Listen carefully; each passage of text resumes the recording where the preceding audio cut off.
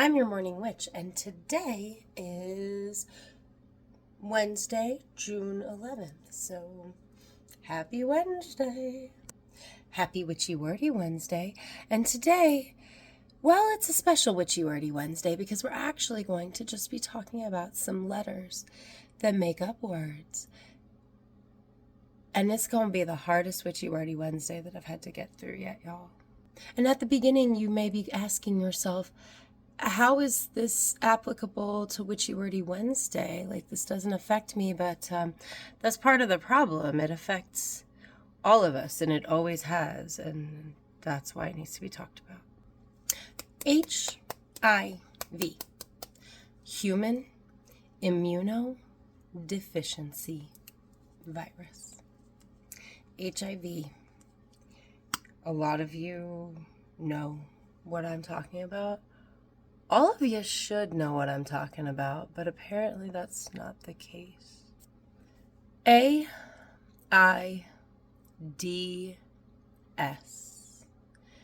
AIDS. Acquired Immunodeficiency Syndrome. AIDS. Beginning in June of 1981, so I misspoke yesterday when I said I thought the late 70s. June 1981. That was 44 years ago. And that is when the first patients were diagnosed with the disease that would come to be known as HIV, which then turns into AIDS. It's an illness that in the beginning, Dr. Fauci, yes, that Dr. Fauci, said was universally fatal. And yet, President Reagan, oh, Mr. Reagan, wouldn't speak publicly about this disease for 6 years until 1987. Now, I wasn't born in 81 yet, y'all, but I turned 4 in 87, and it took him that long to ever talk about the pandemic that was affecting a lot more communities, but it was associated with the gay community and junkies. And the president didn't want to be associated with that. So this is why we got to talk about this. Because, see, apparently some of y'all didn't grow up watching Dr. Drew on Loveline or reading, God, I don't know her name, but I know she also talked about the HIV and AIDS epidemic. So a lot of y'all either knew nothing about it because you felt like it didn't affect you in your community because you weren't gay and you weren't a junkie. And you know what? That right there is wrong. AIDS is still a thing. It's still around. It still affects people. We now have medication for it that can hopefully take you down to undetectable, which at that point means you, to my understanding, are not able to communicate the disease to anyone else. But currently, in our current era, the southern community, the southern United States, is the most vulnerable to HIV and AIDS, and the black community as well, most vulnerable to HIV and AIDS.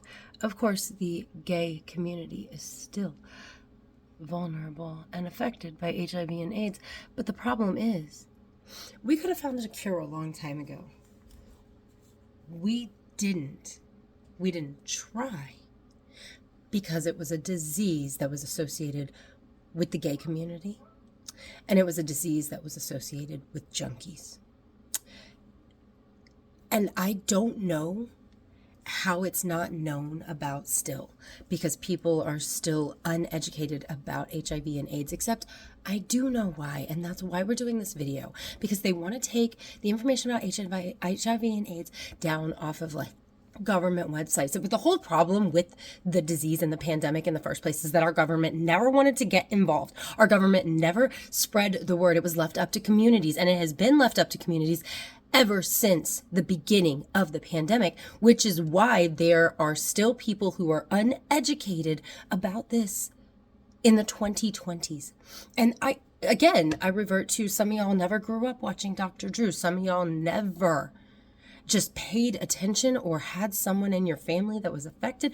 I don't know how people don't know, other than the fact that it was left up to communities to let everyone know. And if you're not going to the community functions, if you're not going to the places where the pamphlets exist or where the information exists, then sure, maybe you're not seeing it, which is why it's so important for the communities to still talk about it, because apparently the government still doesn't want to, and it's still killing people. Maybe not like it used to, but people are still affected. There are people who are still alive that have been battling the stigma. So I shouldn't say necessarily that it's still killing people, but it's still affecting people because the stigma still exists, because the lack of education is still out there. Apparently, like, more than half of the people my age, or more than half of my generation, so millennials, more than half don't understand about this disease, and they believe all the bad stigma. Like, I always thank my parents for how they raised me, and this is just yet another way, because my family they were never grotesque in their treatment of my uncles who did have HIV. Like, they fixed me plates of food, I hugged them, I kissed them, like platonic uncle kissing, like, cheek, maybe lips, normal kissing. Okay, don't get weird about it. My beloved uncles, I had contact with them just like all my other family members. And I am very understanding and aware of this disease. My middle daughter's name is Gia. As in, she's not named Gia Marie Karanji, but that's why she's named Gia Marie Karanji.